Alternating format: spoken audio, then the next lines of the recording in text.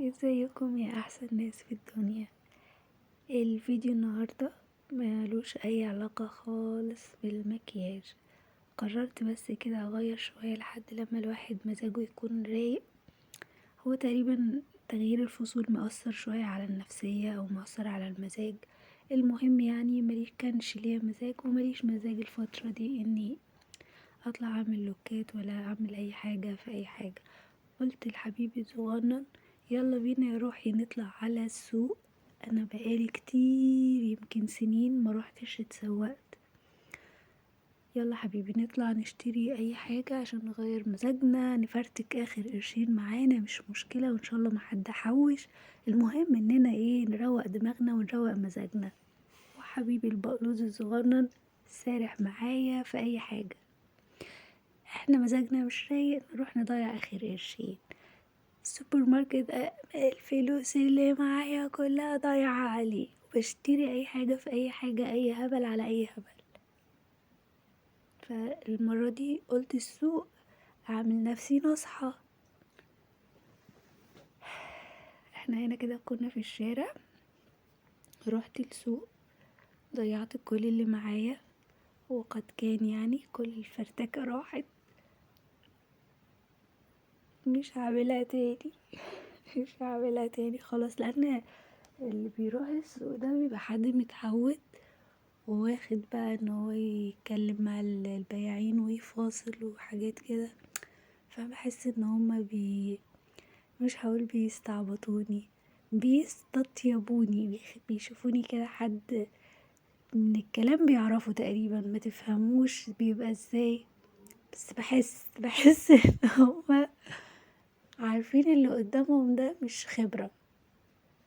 فيلا هي كانت تجربة كده وحاجة بتغير المزاج وخلاص احنا كده كنا لسه في الطريق. فخليكوا بقى معايا.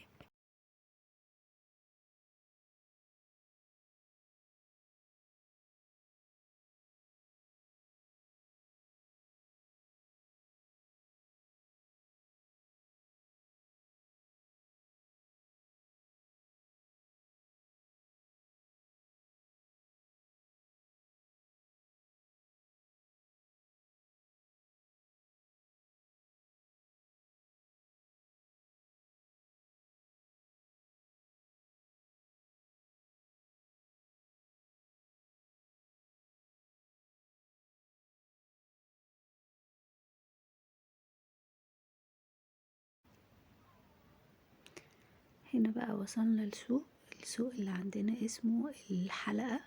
هو فيه كذا سوق بس اقرب حاجة ليا يعتبر اول حاجة اللي اعرفها وبحب يعني لو روحت هناك هي اسمها الحلقة. الحلقة دي المكان اللي موجودة فيه دلوقتي اسمه كوبري مشاة. يعني فاصل بين بر والتاني فانا علشان اعدي للحلقة او للسوق لازم اطلع كوبري المشاة ده وهنزل في البر التاني. يعني هو سلم بنعديه والسوق تحت منه الحاجات اللي هي لونها ازرق دي هي دي محلات طبعا. وبرضو في بياعين هو سوق كله على بعضه وخلوه ده كان سعيد سعادة فرحان ان هو طلع السلم واول مرة يجي السوق مبهور.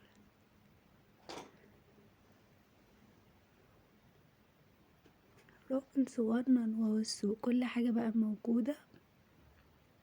كل حاجة الخضار طبعا شكله يجنن والفواكه شكلها يجنن كل حاجة فاكهة.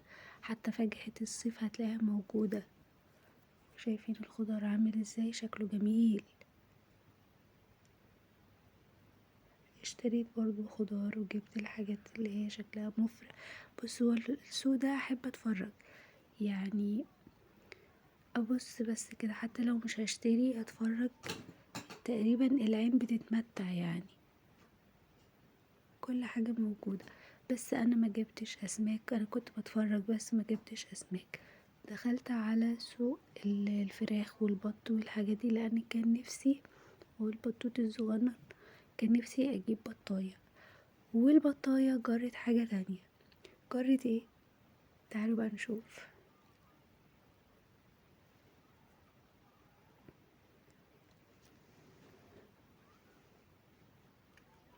جبت سمان،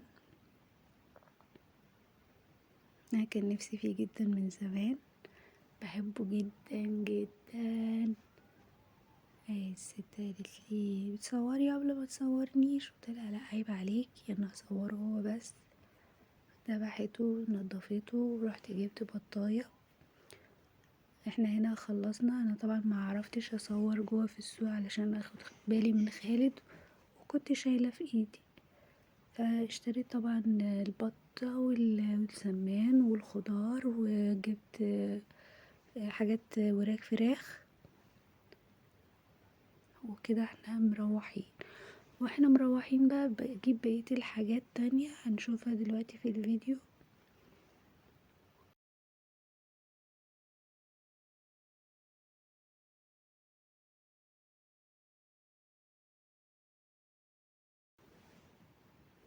قلت بقى بالمرة نجيب الحاجة اللي ناقصة في البيت بتاعة الفطار، بتاعة اي حاجة خفيفة يعني لو حد جاع. لقيت البيض، سألت على البيض، طبعا البيض غالي جدا جدا، فجبت نص كرتونة، وجبت حليب وجبت عيش وجبت فينو وجبت شوية حاجات كده من بره، جبن. ورحت مروحة بقى، وطبعا هي الحاجة اللي جبتها، جبت فلفل، صح، الفلفل ده ملحته، عملته مخلل، وجبت له الملح وجبت الخل بتاعه علشان خاطر تمليح.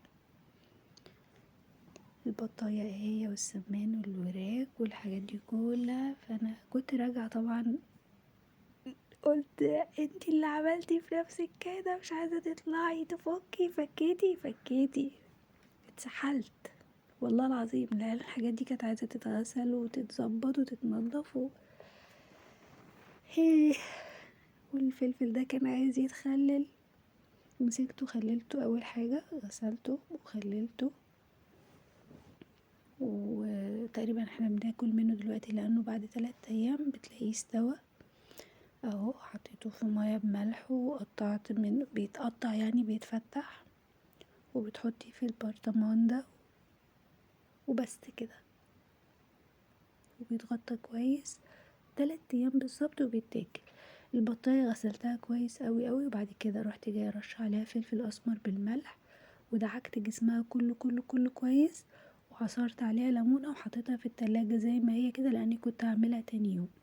السمان نضفته برضو وغسلته بالدقيق والليمون وكل حاجة والخل، ونقعته فيه شوية، وبعد كده فتحت جسمه وشطفته من تاني. وبعد كده شوفوا بقى لما اتعمل بيبقى عامل ازاي.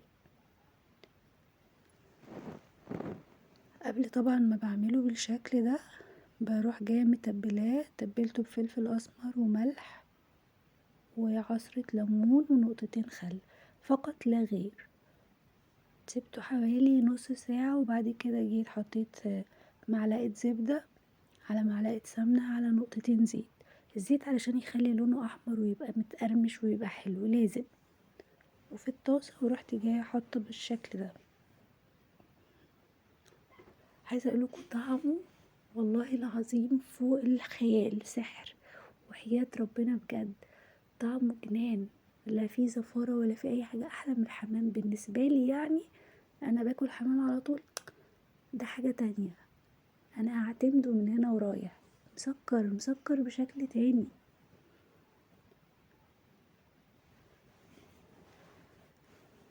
طبعا هو ليه كذا طريقة في العمايل، ممكن تعمليه مشوي، ممكن تعمليه متحمر، ممكن تعمليه مسلوق، محشي، كل الحاجات دي ما بياخدش وقت يعني. هو كل الحكاية اللي اخده معايا على البوتاجاز في التحمير ما يكملش 20 دقيقة.